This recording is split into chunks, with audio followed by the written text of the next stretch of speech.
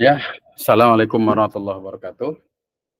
Bismillah, Waalaikumsalam. alhamdulillah, la haula wa la quwata illa billah, Muhammad ibn Abdullah wa alihi wa ashabihi wa ala ba'du. Mari sama-sama kita awali perkuliahan ini dengan membaca basmalah. Bismillahirrahmanirrahim. Selanjutnya, eh, kelas ini sebenarnya totalnya ada 28 ya. 28, maaf bukan 28, sekitar 37 ya dari jumlah mahasiswa. Namun maaf sebelumnya, kemarin itu saya sama sekali tidak lihat jadwal dan tidak ada yang mengingatkan, sehingga perkuliahan jadi diganti dengan hari ini. Rekan-rekan sekalian, di sini baru 2 ya yang masuk, tapi silakan saja untuk mengabari rekan-rekan yang lain untuk mengikuti perkuliahan. Perkuliahan langsung kita akan mulai. Terlebih dahulu saya mengajak rekan-rekan ini untuk melihat kelas ya. Untuk kelas kira-kira ya, kelas kita coba lihat. Nah, ini adalah kelas kita ya, kelas B3. Nah, di kelas 3 kita ini nanti ada materi yang harus disampaikan pada hari ini ya. Nanti akan materinya tayang sekitar beberapa menit ke depan lagi ya. Nah, kalau kita lihat di kelas kita bahwa pertemuan-pertemuan sudah pernah kita lakukan dan kita cukup panjang untuk libur ya. Mulai dari awal Ramadan, sekarang sudah masuk di ujung bulan Syawal ya. Berarti hampir 2 bulan. Nah, karena itu rekan-rekan teman-teman sekalian untuk mengingat-ingat kembali ya materi atau tema-tema yang pernah kita sampaikan. Dan pada pertemuan kali ini kita coba membahas tentang buku ajar dan modul ajar dalam pembelajaran PAI sebagai bagian dari materi pengembangan sumber belajar dan media pembelajaran. Namun sekalian, kita pernah membagi tugas ya. Saya hanya mengingatkan ada RPS atau rencana pembelajaran semester yang perlu dipahami, dan kita juga ada tugas presentasi ya, ada tugas presentasi, ada bahan kelompok kajian ya. Ini materi-materi yang dulu kita bagi di awal. Mohon kiranya untuk mengingat kembali materi-materi yang disampaikan ini ya.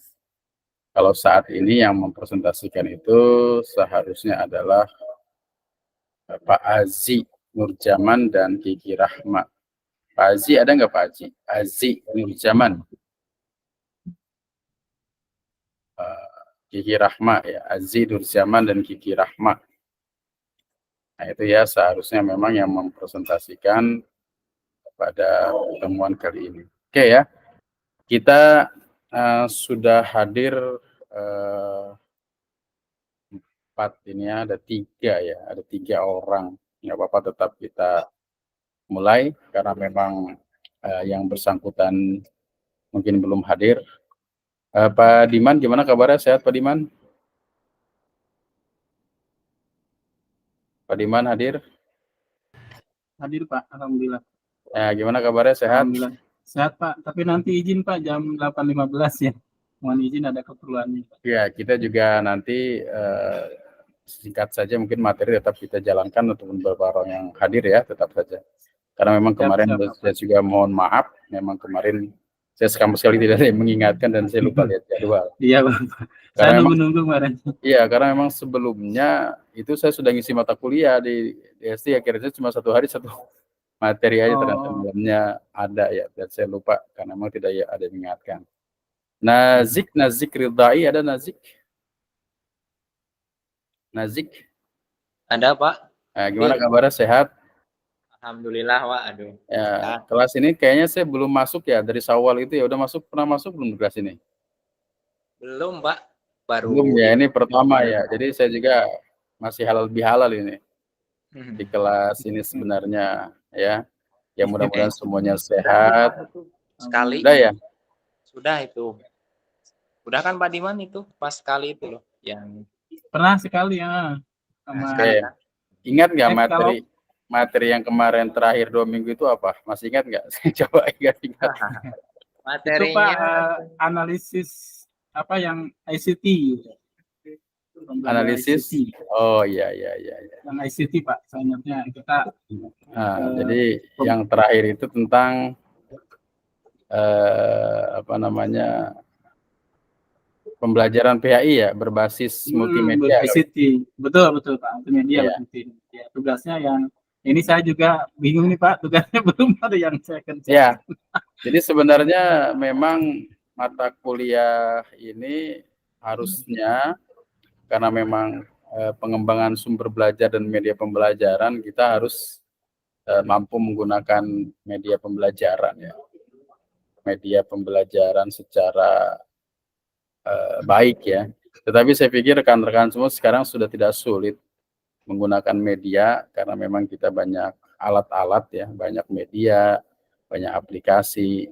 Bahkan Kementerian Agama juga sudah menyediakan pelatihan-pelatihan bersertifikat ya bagi guru-guru, dan itu memang harus diikuti agar guru PAI ini dapat menyesuaikan dengan perkembangan zaman. Oke ya, nanti mungkin saya setting nanti masuknya mudah-mudahan bisa otomatis kalau ada teman-teman yang masuk. Dan ini saya rekam, walaupun tidak ada nanti insya Allah nanti akan bisa dibagikan rekamannya. Nah, kemudian nanti jangan lupa untuk mengisi kehadiran ya di kelas. Kehadiran di kelas itu disetting sampai jam 7.45 kalau tidak saya malam ini 19.45 ya. Kalau tidak salah nanti akan muncul, jangan lupa nanti klik kehadiran. Dan ini materi kita tentang ini ya, pengembangan buku ajar dan modul ajar pada mata pelajaran PAI. Nanti materi ini saya akan tayang di kelas ya, materinya akan tayang kelas. Nah, karena itu nanti silakan saja untuk bisa mendownload ya atau mempelajari materi-materi yang disampaikan ini. Ya, oke. Jadi materi kita pada saat tentang pengembangan buku ajar dan modul ajar pada mata pelajaran PAI. Nah, jadi kita mulai saja ya materi ini. Terkait dengan pertama kita harus memahami dengan sumber belajar dulu ya.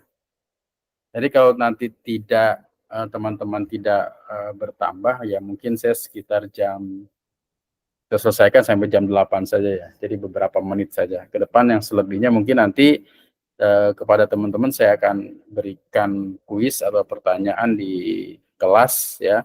Kemudian pertanyaan itu bisa dijawab setelah membaca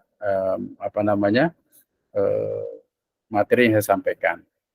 Yang pertama ada sumber belajar. Nah, sumber belajar itu kan dalam mata pelajaran PAI itu sebenarnya mencakup beragam, banyak mencakup sesuatu yang tersedia di lingkungan belajar, kemudian berfungsi membantu proses pembelajaran baik untuk guru maupun siswa. Jadi segala macam yang ada di tempat belajar, di madrasah, di sekolah, itu bisa dimanfaatkan oleh guru maupun peserta didik sebagai sumber belajar. Nah, sumber belajar itu terdiri dari bahan-bahan yang dapat dimanfaatkan dan diperlukan dalam proses pembelajaran. Ada buku, ada media, baik elektronik maupun non-elektronik. kemudian lingkungan juga sebagai sumber belajar, kemudian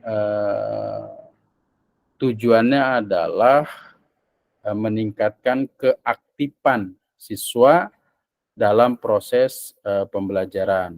Nah, salah satu sumber belajar yang sering digunakan guru dan siswa adalah buku ajar atau buku cetak. Buku ajar atau buku cetak ini memang beragam ya. Ada macam-macam jenisnya, tetapi alangkah baiknya buku itu yang membuatnya adalah guru ya. Jadi bukan orang lain. Maksudnya orang lain itu orang yang di luar lingkungan pendidikan itu. Ketika kita mengajar, ada buku ajar. Nah, buku ajar itu sebenarnya proses penterjemahan dari standar kompetensi, ada kompetensi dasar yang dibuat oleh kurikulum ya, bagian puskur, pusat kurikulum. Kalau di Kementerian Agama itu ada KSKK ya, ada KSKK.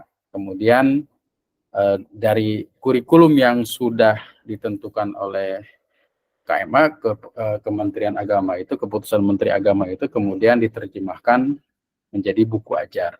Nah, buku ajar ini sebenarnya siapapun bisa membuat, terutama adalah guru ya.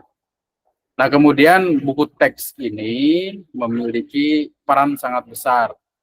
Sebab sampai sekarang, walaupun banyak informasi yang kita dapatkan, maka buku ajar itu salah satu hal yang diperlukan.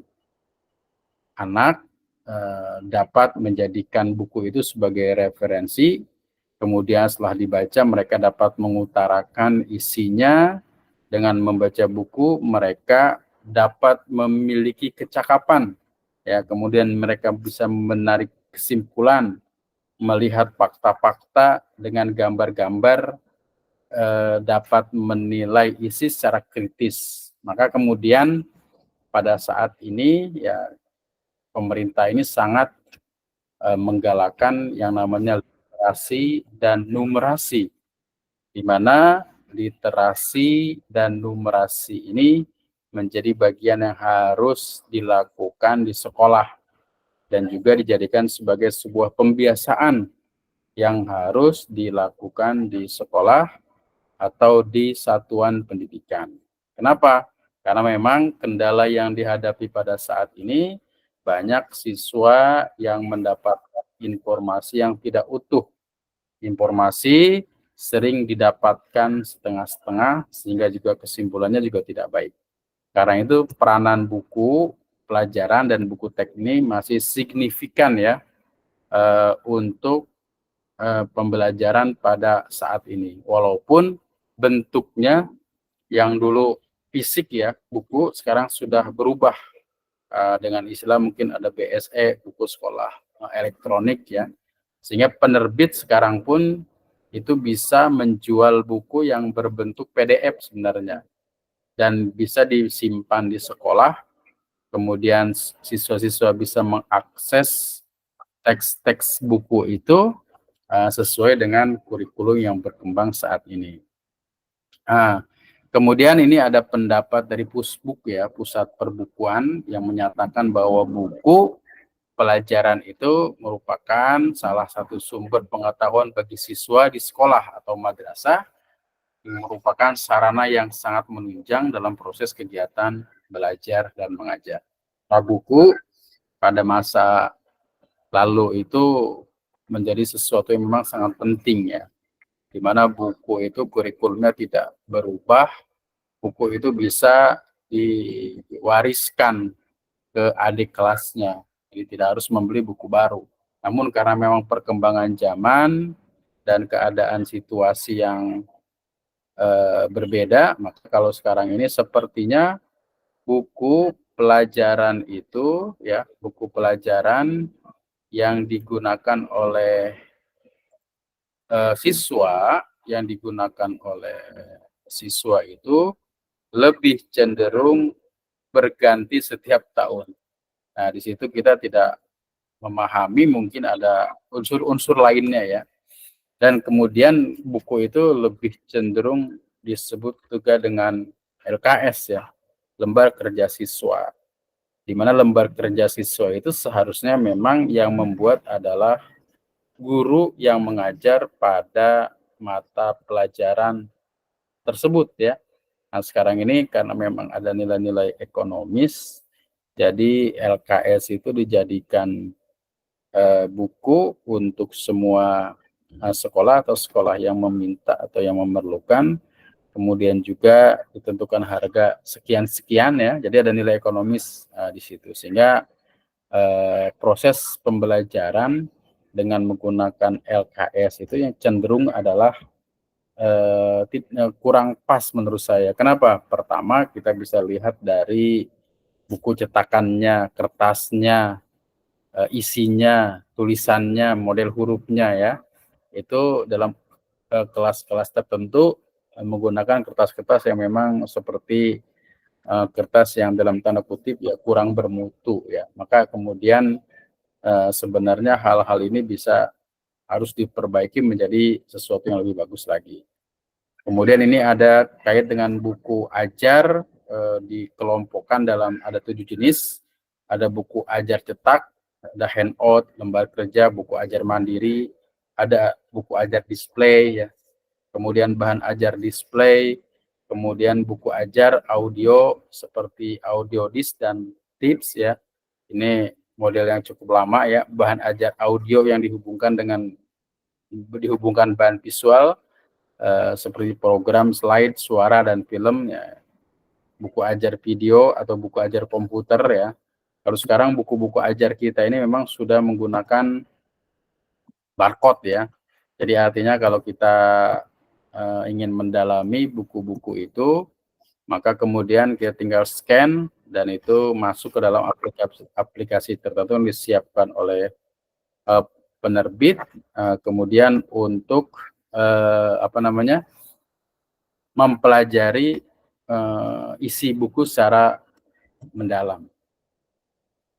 Kemudian kalau kita lihat dari manfaat dalam tulisan buku ajar ya, pertama buku ajar itu memudahkan penyajian materi di kelas.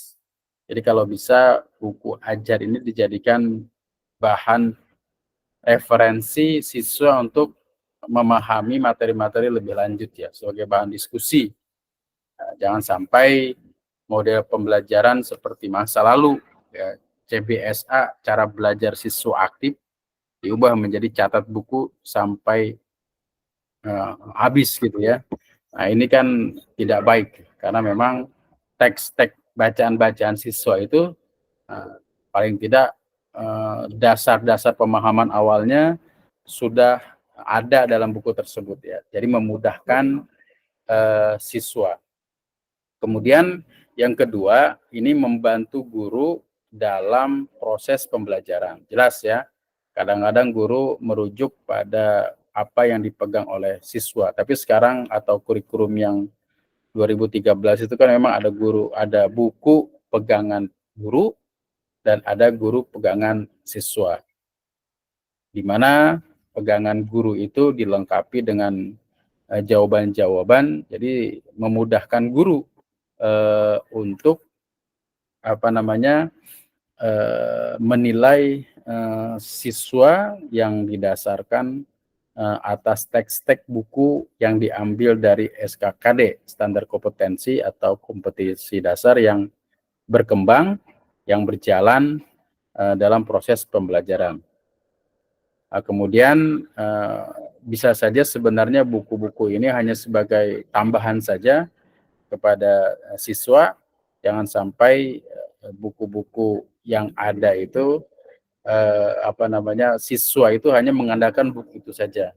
Nah, sebagaimana kita pahami pada saat ini bahwa referensi itu banyak sekali dan kita harus mengarahkan siswa untuk mampu atau memiliki kecerdasan mencari informasi terkait dengan materi-materi pelajaran yang disampaikan ya. Nah, kemudian rekan-rekan sekalian, ada guru ini sebenarnya dianjurkan untuk mengembangkan buku ajar sendiri. Ya, buku ajar sendiri ya. Manfaatnya kalau guru mengembangkan buku ajar itu antara lain adalah buku ajar itu sesuai dengan tuntutan kurikulum. Artinya guru yang membuat buku ajar, tentunya guru tidak membuat begitu saja. Ada proses-prosesnya.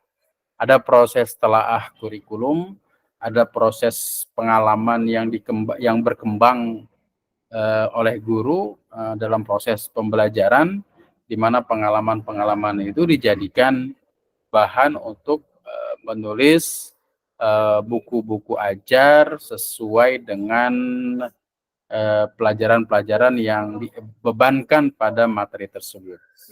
Kemudian juga kalau guru mampu menulis buku ajar itu, maka tidak perlu ketergantungan pada teks. Artinya seorang pendidik atau guru itu memang betul-betul memahami teks atau buku pelajaran.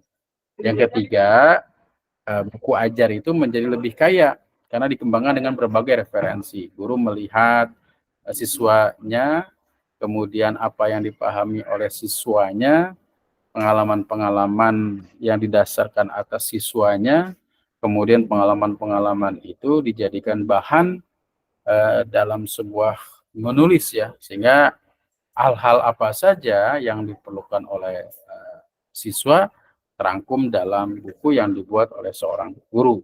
Kemudian yang keempat itu adalah menambahkan hasanah guru dalam menulis. Artinya guru memiliki kemampuan dalam menulis. Kemudian membangun komunikasi pembelajaran efektif antara guru dan siswa dan siswi ya. Jadi ada komunikasi yang efektif yang dituangkan dalam proses pembelajaran kepada siswa-siswa. Kemudian siswa lebih percaya pada guru karena guru itu berpengalaman dibanding dengan yang lainnya. Jadi belajar dengan guru itu, guru menjadi lebih dihargai oleh siswa karena guru itu memiliki kemampuan atau kompetensi dalam menulis. Nah, kemudian terkait dengan buku atau modul ajar, tadi ada buku ajar, ada modul ajar. Nah, modul ajar itu kita bisa pahami dia merupakan salah satu perangkat atau dokumen berisi tujuan, langkah, media pembelajaran, serta asesmen ya atau ulangan-ulangan atau ujian-ujian dibutuhkan dalam satu unit topik berdasarkan alur tujuan pembelajaran atau ATP ya, alur tujuan pembelajaran. Kemudian modul ajar atau RVV ya, itu mau rencana pembelajaran di kelas. Jadi kalau modul ajar itu didasarkan atas ada silabus, ada RPP. Kalau sekarang mungkin istilahnya ATP, alur tujuan pembelajaran. Nah, kemudian pengembangan modul ajar, tujuan dari pengembangan modul ajar itu yang pertama adalah mengembangkan perangkat ajar yang memandu pendidik melaksanakan pembelajaran. Yang kedua, mempermudah, memperlancar, dan meningkatkan kualitas pembelajaran. Kemudian yang ketiga, menjadi rujukan bagi guru dalam melaksanakan kegiatan pembelajaran. Dan yang keempat adalah menjadi kerangka kerja yang menggambarkan prosedur dan pengorganisasian pembelajaran sesuai dengan capaian pembelajaran. Nah, kemudian rekan-rekan sekalian, ini kita bisa melihat ya, kalau buku ajar itu, ya ini seperti misalkan kalau kita lihat di madrasah itu ada, kita bisa lihat di Sikurma Kemenag ya, ini ada buku pelajaran fikih, ada buku-buku pelajaran bahasa Arab ya, atau PAI-PAI lainnya ini, dan ini semua orang bisa mendownload buku ini, termasuk juga siswa, yang kemudian buku ini dijadikan referensi dalam proses pembelajaran. Nah, ini maksudnya buku ajar ya. Ini adalah buku ajar. Tetapi kalau modul ya, kalau modul itu adalah cenderung ya seperti modul ajar ini ya.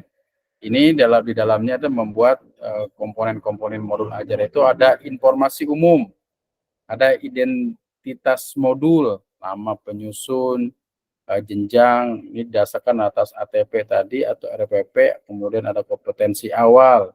Ini di kurikulum Merdeka ini sekarang memuat profil pelajar Pancasila, nilai-nilai Pancasila yang dibebankan pada setiap pelajaran itu apa, dan itu juga harus tertuang dalam modul. Atau kalau di Kementerian Agama itu ada yang namanya pengembangan rahmatan lil alamin. Jadi ada profil Pancasila dan pengembangan Islam yang rahmatan lil alamin. Juga profil rahmatan lil alamin ini juga harus masuk ya dalam proses modul yang dibuat oleh guru ya. Nah, selanjutnya teman-teman sekalian, para mahasiswa, nanti ini bisa dipelajari lebih lanjut ya, bisa dipelajari lebih lanjut ya, karena kita cuma ada beberapa orang saja. Selebihnya mungkin nanti akan saya sampaikan rekaman ini di kelas, dan kemudian akan saya berikan kuis sehingga teman-teman yang lain juga bisa memahaminya. Jadi mungkin itu saja Pak pertemuan kita pada hari ini ya, karena sampai saat ini masih sekitar 4 orang yang bergabung, jadi ada 3, 4 dengan saya. Nah, ini tidak masalah, dan saya juga mohon maaf karena memang seharusnya yang disampaikan kemarin disampaikannya hari ini, dan itu saya pribadi mohon maaf. Jadi saya nanti akan menyampaikan rekaman ini di kelas, sekaligus juga saya akan memberikan kuis atau tanggapan terkait dengan materi yang saya sampaikan. Itu saja mungkin ya pertemuan kita kali ini. Terima kasih atas perhatiannya. Tetap semangat dalam belajar. Mohon maaf atas segala kekurangan, dan teman-teman sekalian jangan lupa untuk mengisi kehadiran ya, mengisi kehadiran di Google Classroom ya. Silakan isi kehadiran. Terima kasih sekali lagi atas perhatiannya. Akhirul kalam. Assalamualaikum warahmatullahi wabarakatuh. Waalaikumsalam warahmatullahi wabarakatuh.